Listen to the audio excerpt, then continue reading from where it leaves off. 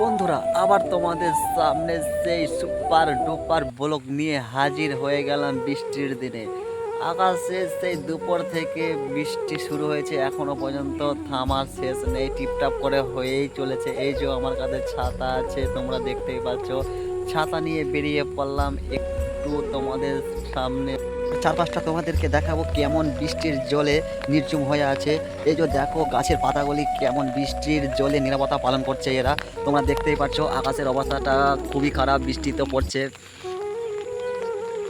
আমাদেরকে তো বলেই দিলাম যে সেই দুপুর থেকে বৃষ্টি শুরু হয়েছে, এখনো থামি কোনো শেষ দেখছি না। তাই তো বৃষ্টির দিনে ঘুমও আসছে না এবং কি বসে থাকতেও ভালো লাগছে না, তাই ছাতা মাথায় দিয়ে বেরিয়ে পড়লাম রাস্তার দিকে।